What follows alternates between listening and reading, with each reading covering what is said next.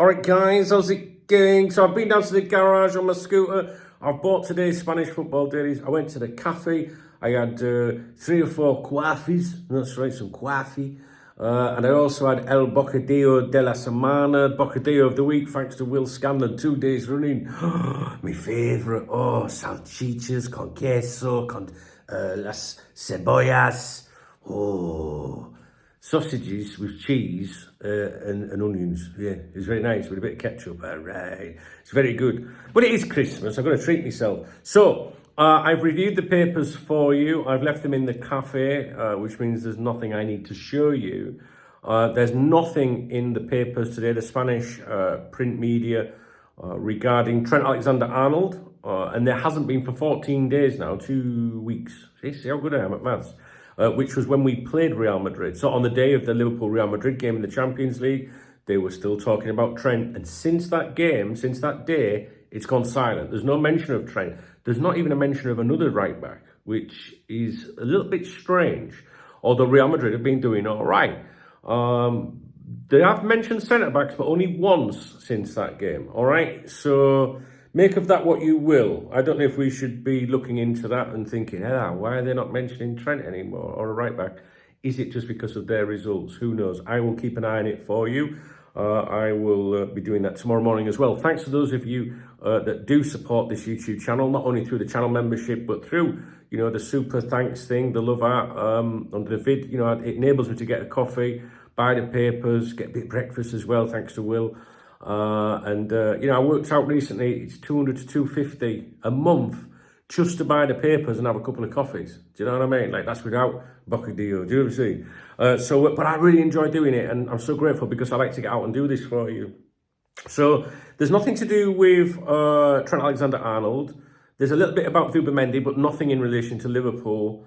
And that's it. So there's nothing really that you need to watch in this video, to be honest with you, unless you're just interested to see what's been said in general in Spain at the moment. They do touch on Manchester City, so we'll get into it, right? Yes, we'll start with Marca. They basically run a headline on the front page of Marca talking about 10 wins and nobody cares. Basically, Atletico with 10. Do you know what I mean? And then the little sub bit, or the article inside, I should say, pages 2 and 3, I think it was 10 wins and nobody cares, basically, because they're in great form. I think it's 10 wins in a row for Atletico Madrid, and they're basically under the radar a little bit, Anyway, the never-ending crisis. Marca has an article titled "The Never-Ending Crisis," discussing Manchester City's 2-0 defeat at Juventus. They write, 1 win in the last 10 games puts Guardiola's team on the ropes. Now, Dusan Vlahovic was on target for the Italians, and as you know, I'm a huge fan of the 24-year-old forward. I really like Vlahovic. I do. He's been linked, I think he was linked quite a bit with Arsenal, wasn't he, as well, in recent times. And although Liverpool never seemed to follow up some initial interest they seemed to have in him, Arsenal was sniffing around him considerably. And I was kind of wanting him to go to the Premier League to see how good he could be in the Premier League. I do like him, as my long-term viewers will know. Marca also talk about the need of Real Sociedad winning tonight. They must win tonight. They play Dynamo Kiev, who have lost all 5 games and have only managed to score 1 goal in this competition. Sociedad must get the 3 points to improve their standings and increase their chances of making it to the knockout stages. Now, the Ukrainian team, they faced a threat of an air attack on Sunday when playing a home game in the domestic league, where they are the leaders. They are top of the league in Ukraine. But they're much weaker when they travel to Europe. They've scored only 1 goal and conceded 12. And due to the war, Kiev are playing its home games in Hamburg during this tournament, and the form there's not very good. Now, Martin Zubimendi, Marca say he will miss the game due to a knock. He was injured last weekend, but even if he were fit, they seem to think it's likely he would have been rested for this game. Marca talk about the 2030 World Cup. I think I mentioned yesterday that was the official announcement was due yesterday. It did come. And according to the government, the Spanish government, hosting the 2030 World Cup in Spain will generate revenues of around 10 billion euros, which is £8.6 billion, and will create 82,500 jobs both before and during the tournament. That's incredible, isn't it? Now, Marker didn't say this, but this is me saying this. The 2030 World Cup is going to be hosted across 6 countries, guys. Spain, Portugal and Morocco will co-host the competition, but the opening games will be held in South America to mark the centenary of the FIFA World Cup. The opening 3 games will be played in Uruguay, Argentina and Paraguay. That's mental, isn't it? So Uruguay, Argentina and Paraguay, and then the rest is going to be Spain, Portugal and Morocco. Crazy. Anyway, FIFA announced all of that yesterday and announced that Saudi Arabia will host the 2034 World Cup. I can't think that far ahead, guys, can you? Okay, moving on to AS. Let's have a look. They ran with the front page of At Last the Trident, which was referring to Mbappe, Vinicius and Bellingham helping Real Madrid find itself again. Now, Trident, right, can mean a 3-pronged spear serving in classical mythology as the attribute of a sea god, such as Neptune, or it can just mean a 3-pronged spear, like in fishing. Now, AS dedicates the first 4 pages of their edition to the 2030 World Cup. They're like all over that. And then they start talking about the Trident, if you like. The BMV partnership explodes. An article which basically is talking about the, Mbappe, Vinicius and Bellingham, coming together. It says for the first time this season they scored in the same match. And one journalist wrote, "This is how a BMV roars." They're trying to do that BMW, BMV thing, you know what I'm saying? In AS, there was praise for Aurelien Tchouameni today. An article highlighting his performance the other day, which is quite funny. It's particularly amusing because the Spanish media have been criticising him for weeks and after that game as well. But today, they're writing that he was the player who completed the most passes in their last game for Real Madrid, which was 55, and with a surgical precision, because barely one failed, 98.2%. So I'm touching on Tchouameni a bit because he's a player that he was a primary target for Liverpool a while ago, if you remember, and his name keeps cropping up. You know, his name does keep cropping up with Liverpool, and there's been a lot of journalists saying he's not good enough for Real Madrid. He's this, he's that, he's the other, and then today they're singing his praises. AS touch on Manchester City's defeat to Juventus and lead with Euro tragedy for Pep Guardiola's side. Moving on to sport, which is obviously quite friendly towards Pep Guardiola, because this is the Catalan newspaper. They do talk about Manchester City's crisis, while most of the paper is dedicated to Barcelona's victory. Sport includes coverage of Man City's defeat in Italy with an article along the lines of Manchester City unable to stop their crisis. The front page of Sport was just a very simple headline of decisive, following their 3-2 win at Borussia Dortmund last night. It was a thrilling game, and that was the one I watched last night, and I really enjoyed it. It was good. And do you know what I did? I watched it with Spanish commentary. Seriously, I'm since I've got into these Spanish football dailies, my Spanish is improving considerably, especially in football terms. And I watched it with Spanish comms last night as well. Normally I put it on, I'm like, oh, for fuck. Go. You know what I mean? Well, I was doing shouting last night.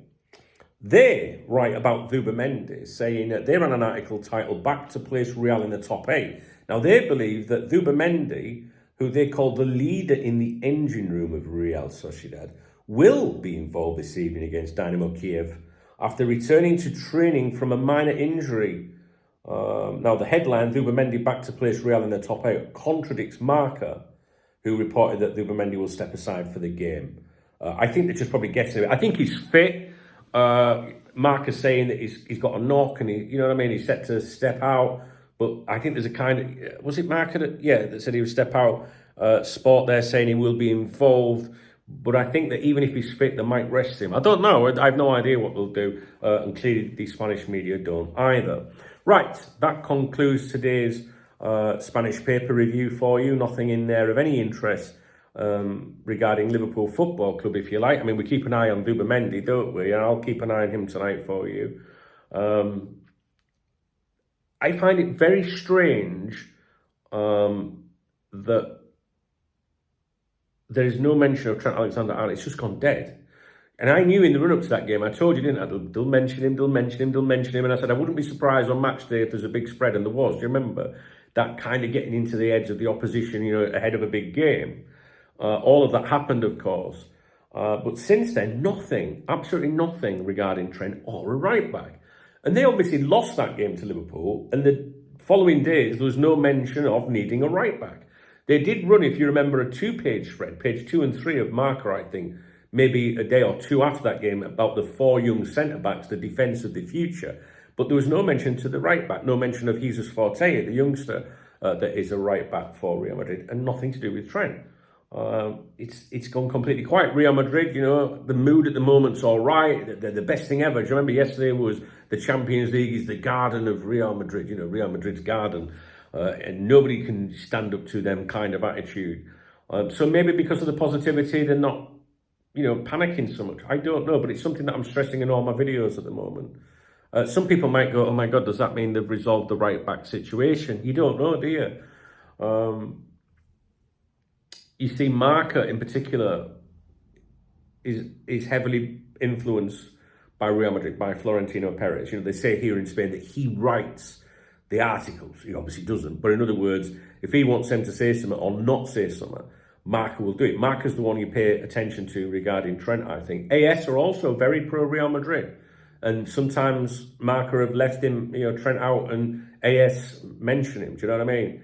I'll tell you what was funny today. I did look at Marca Sport, the Catalan one, the pro Barcelona, and they didn't really seem that bothered about the World Cup. I think they had no, they did have a bit in there about the World Cup. I think AS went to town with it. So yeah, it's obviously a big deal for Spain, and you can see the revenue and the jobs that are going to be created by such. But playing all these games in all these different places is just ridiculous. If you're one of them fans that tries to go to say various games, how do you do that? Anybody knows that attending a World Cup in one country is exceptionally expensive. I think I've done it once, which would have been the World Cup in France. I can't remember. Was the opening game might have been Scotland? Can't remember. Would it be France '98? I think that was. I think Owen scored in the opening England game and stuff like that. You know what I'm like? It was at Marseille. I drove down there with my chick at the time, and it was great. It's, just a party atmosphere and brilliant. But how can these people that run football have no idea? Do you know what I mean? It's like you could have, 2 German teams in a Champions League final and they'll go and play the game in fucking England or something. You know what I mean? Or the other way around. It just doesn't make sense. I know you have to plan ahead, contingency and planning and everything. You don't know who's going to make a final, but fuck me, stuff like this, the 2030 World Cup, maybe their answer is, well, you've got fucking 6 years to make your arrangements or to save, but then you don't know if you're going to get tickets. I don't know, guys. I can't stand FIFA, to be honest with you. I'm not really I don't know. I just wish more football people, football is it's us that make the game of football, right? The fans. Who are the most powerful people in football? Agents, the players? Are they? Fuck, it's the fans. Collectively. And it's about time there was one proper fan organisation that represented every fucker in the world. That, you signed up to it, you know what I mean? And if you weren't part of it, you were considered a fucking nobody. And I mean that, you're not a real fan if you're not part of this organisation, because there's no point having a big organisation and people ignoring the will of the organisation. So if an organisation goes to FIFA and goes, hang on a fucking minute, this isn't fair to everyone, we're not going to buy your tickets, and then people outside of that go, well, I'll buy the tickets.